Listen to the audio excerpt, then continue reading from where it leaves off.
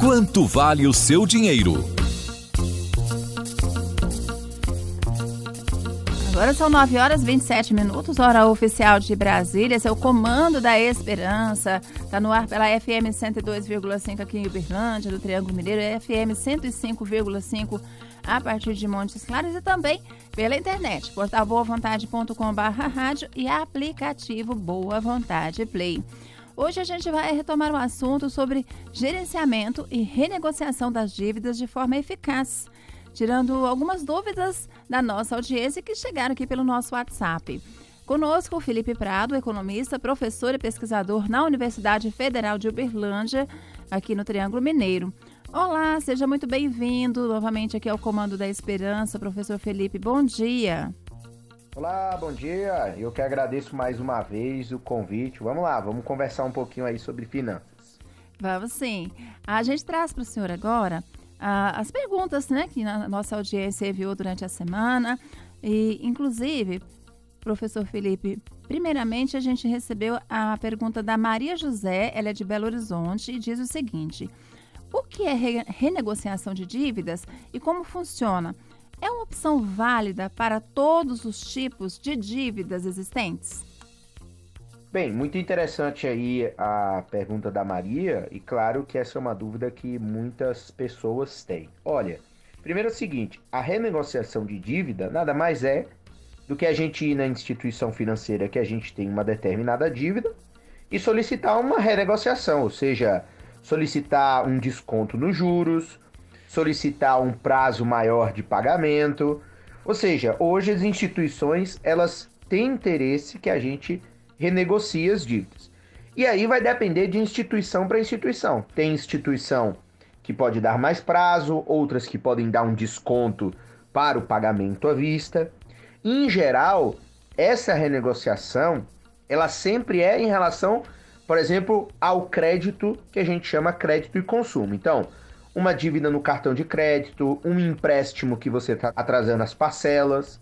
Em geral, a renegociação ela não acontece quando se tratam de bens. Por exemplo, um imóvel ou um veículo ou uma moto. Nesse caso, como o bem é a garantia, muitas vezes as instituições elas não têm interesse em renegociar porque elas podem solicitar a tomada do bem.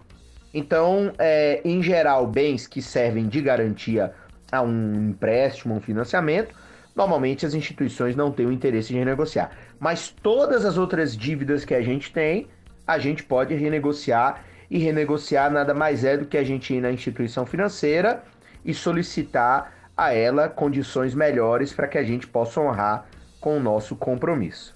Agora é a vez da Ana Luísa da Silva, ela é aqui de Uberlândia, e a pergunta que ela traz para o senhor é a seguinte: professor Felipe, quais são as melhores estratégias para negociar dívidas com bancos ou credores particulares? Olha, Ana, essa pergunta também é muito boa no seguinte sentido. A melhor renegociação que a gente sempre pode fazer é aquela que a gente tem algum dinheiro para pagar à vista. Então, a depender da instituição, e até mesmo credores particulares, por exemplo, você está devendo o carnê da geladeira de uma loja.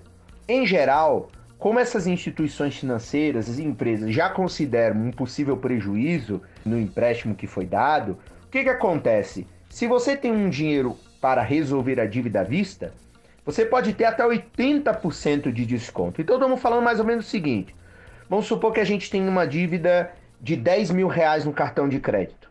Aí a gente vai lá renegociar, o banco diz que a gente paga 3.000 à vista e está quitado. Então, se a gente tem um 3.000 à vista, a gente pode quitar. Por isso, é muito importante, quando a gente for renegociar a dívida ou as dívidas, a gente ter sempre um dinheiro extra na mão, porque a gente vendeu um bem, porque recebeu um seguro-desemprego, porque a gente recebeu, enfim, uma herança, ou porque a gente ganhou um extra no trabalho, né, ou ganhou um 13º, porque aí a gente tem condições de renegociar essa dívida de uma maneira a não nos endividar mais. Por quê?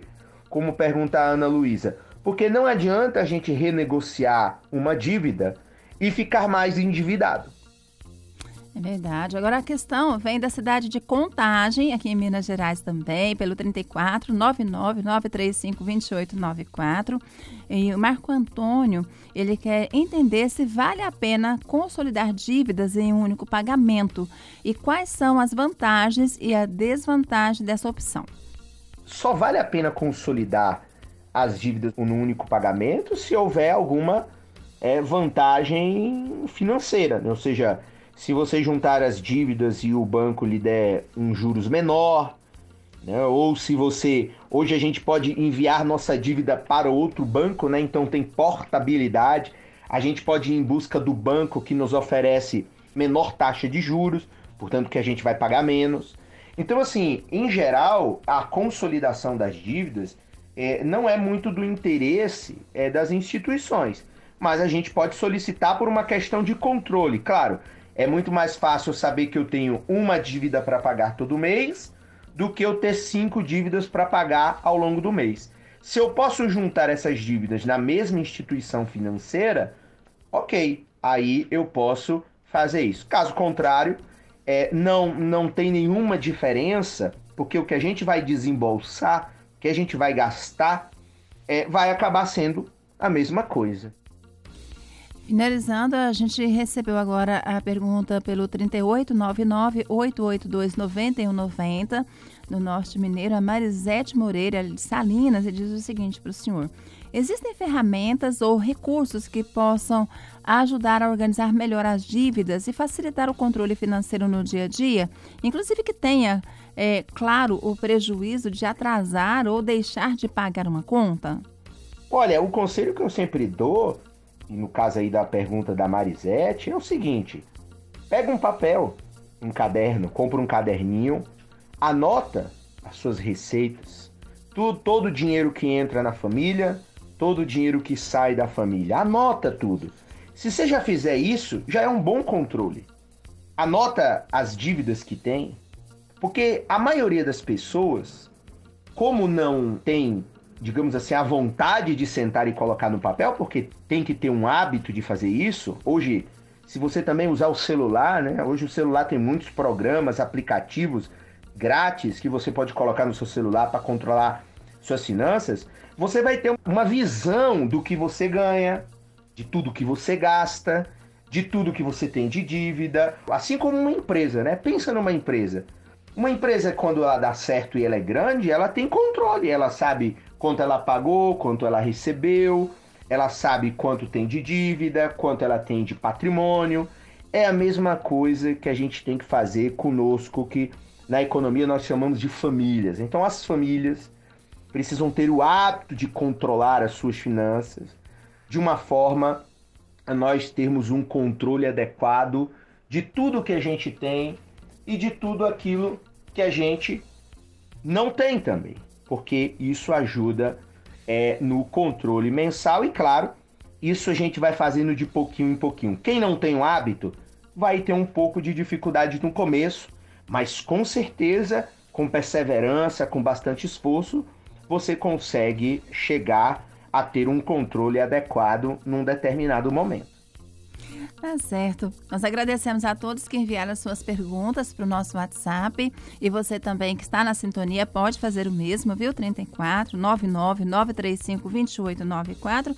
E agradecemos ao senhor, viu, professor Felipe, por estar com a gente aqui no Comando da Esperança. Seja sempre muito bem-vindo. Eu que agradeço. Muito obrigado mais uma vez. Um abraço. Tchau, tchau aí a todos. Tchau, tchau. Nós agradecemos mais uma vez por responder às dúvidas da nossa audiência ao Felipe Prado, economista, professor e pesquisador na Universidade Federal de Uberlândia, aqui em Minas Gerais, trazendo estratégias e dicas valiosas para quem precisa de ajuda na gestão de dívidas e na renegociação com credores, e também dando dicas, né, gente, de planejar, seja a longo, médio e curto prazo, gastar aquilo que se tem, né? A gente precisa sempre pesquisar preço, é muito importante. Então, vamos valorizar o dinheirinho que se ganha. Por isso, o Quanto Vale o Seu Dinheiro está sempre aqui, trazendo dicas importantes para você. Se você quer sugerir um tema para o nosso bate-papo com os convidados deste quadro, 34 99 935 2894. Quanto vale o seu dinheiro?